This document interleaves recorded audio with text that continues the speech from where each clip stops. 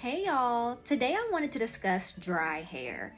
That has got to be the number one question I'm asked that I find really difficult to answer in a single conversation. So I've narrowed it down to the top 5 problems. Your hair could need more moisture applied topically, meaning on its surface. Your hair can also become brittle from a moisture-protein imbalance with your conditioner. Too much sun exposure could be the culprit. You may need to incorporate different ways to wash your hair. You may even just need to drink more water.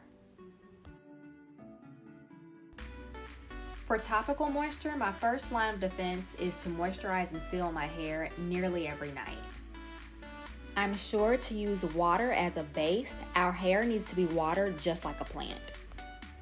The first step in my process is my leave-in that I make myself. It's rose water, glycerin, and aloe vera juice.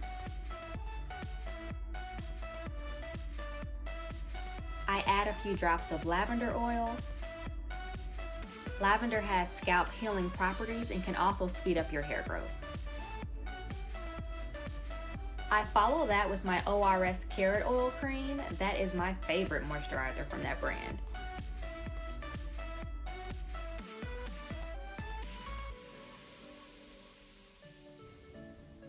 I make sure it's distributed well through all the strands. I'm sure to get those edges. Then I'm going to seal with an avocado, olive, and castor oil mix.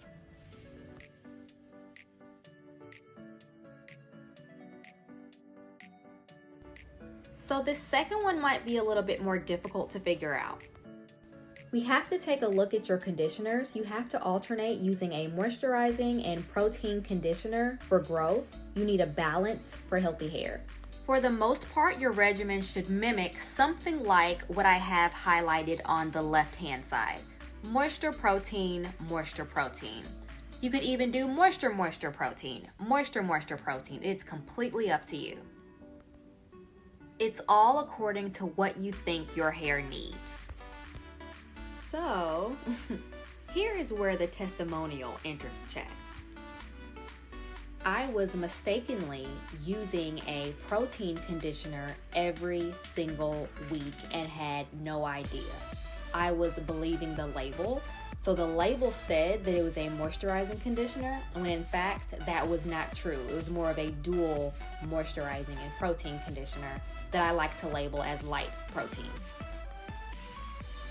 These small doses of protein every single week will make our hair dry and brittle. We need protein to strengthen our hair, but too much of a good thing is a bad thing. You have to equip yourself to be able to identify a protein conditioner. You can't fully rely on the label, but the label may say that the conditioner is for a weak or damaged hair. It might refer to the conditioner as a reconstructor or mention it is for repair or restoring pH. But the real test is the ingredient list. Common proteins found in your conditioner are amino acids, keratin, egg, any type of hydrolyzed corn, soy, wheat, collagen, or rice. Additionally, you have to pay attention to how many times the protein is listed and how high up it is on the ingredient list. If an ingredient is listed 2 or 3 times within the first half, it's probably a medium or heavy protein conditioner. Now here's one that may be a little bit more out of the box: sun exposure.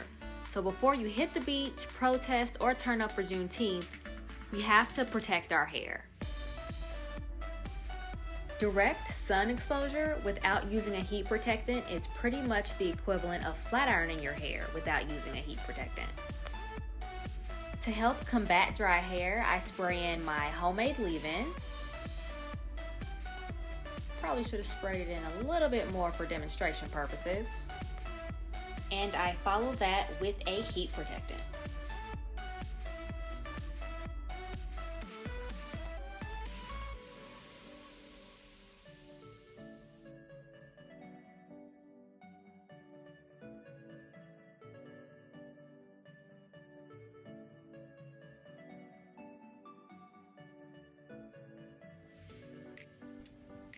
Hit my go-to protective style.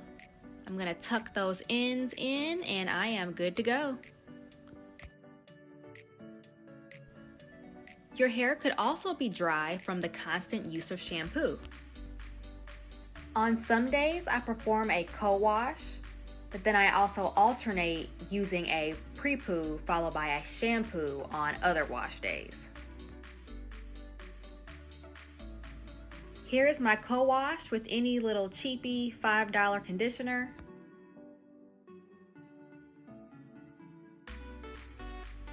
I would not suggest buying a product actually labeled co-wash. I just personally think that's a huge waste of money. But you work this in just like you would a shampoo and it gets your scalp nice and clean. Sidebar, I pre-poo with protein conditioner or the actual aloe vera plant. I will walk you all through how to make that one day. And last but not least, water. Our hair literally needs to be watered from the inside out. Now some days I do fall short, but it's my goal to drink a half gallon of water a day. So there you have it, guys. If you can moisturize and seal nightly, maintain a moisture-protein balance in conditioning, protect your hair from direct sunlight, alternate your cleansing methods and drink water, you can repair your dry hair. I just want to keep you all up to date with my hair schedule. I'm actually relaxing as I'm editing this video. So next week we'll cover my relaxer routine. It'll be another 6 weeks or so before I length check in August.